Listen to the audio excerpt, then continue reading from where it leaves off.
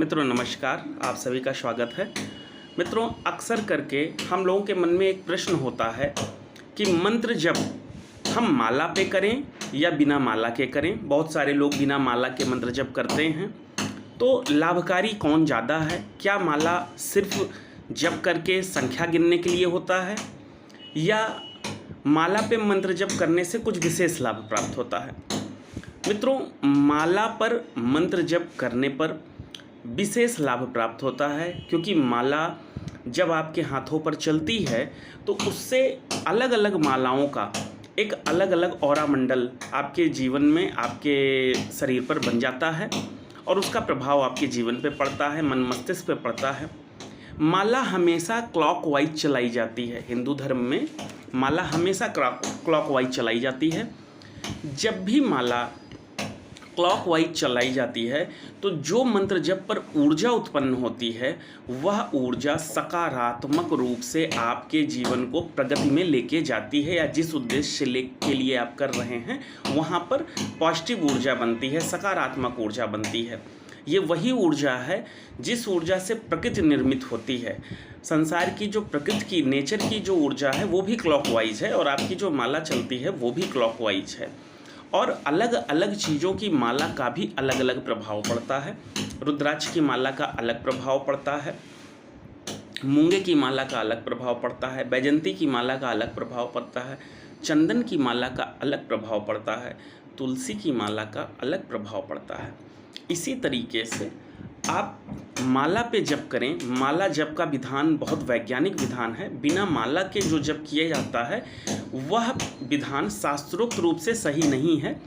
जो तपस्वी लोग होते हैं, जो जंगलों में हैं, जो तपस्या कर रहे हैं, वो बिना माला के जप कर सकते हैं, तपस्या कर सकते हैं, क्योंकि उनका विशेष कोई जब संख्या से लेना देना नहीं होता है। वो जब मन में आता है तब, और अपने समय के हिसाब से वो जप करते हैं।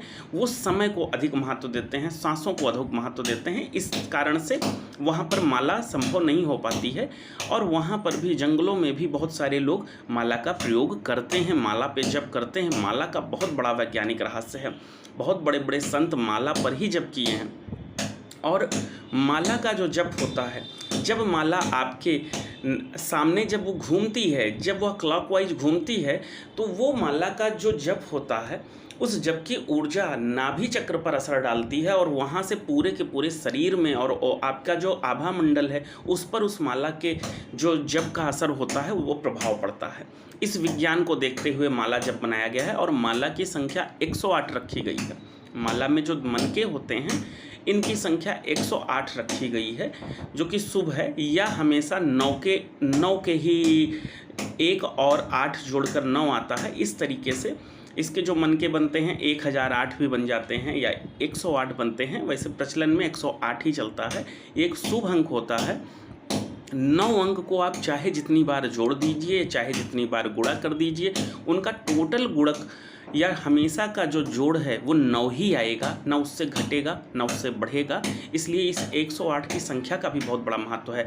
अन्य किसी भी संख्या में, जीरो को छोड़ अन्य किसी भी 1 से लेकर 8 तक की संख्या में ये क्षमता नहीं है कि उसको चाहे जितनी बार जोड़ दीजिए, चाहे जितनी बार गुणा कर दीजिए और अंक वही आएगा। ये सिर्फ 9 में है। इसलिए 9 अंक की बहुत बड़ी खासियत होती है। इस खासियत को देखते हुए 108 दानों की मनका बनती है। इस पर आप जो जप कर लेते हैं वो 108 बार किया हुआ वो जप कभी नष्ट नहीं होता है। चाहे जैसी भी स्थितियाँ आ जाएँ, वो जप हमेशा शुभ ही बना रहता है और कभी नष्ट नहीं होता है। दूसरी चीज़, चूँकि माला आपकी क्लॉकवाइज चल रही है, इसलिए जो ऊर्जा मंत्र जप की बनती है वो प्रकृति से मिलती हुई ऊर्जा बनती है और आपके सकारात्मक जीवन से मिलती हुई ऊर्जा बनती है। वो आपको कभी नुकसान नहीं करती है।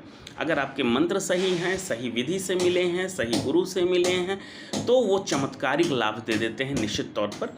इसलिए माला का बहुत बड़ा विधान है। आप जो भी कोई याज्ञिक कर्म किए जाते हैं, यज्ञ कर्म किए जाते हैं, उनमें हमेशा माला के जप का ही विधान है। याज्ञिक कर्मों में कभी भी बिना माला के जप नहीं होता है, हमेशा माला से ही जप किया जाता है और संकल्प करके संख्यात्मक जप का ही विधान है।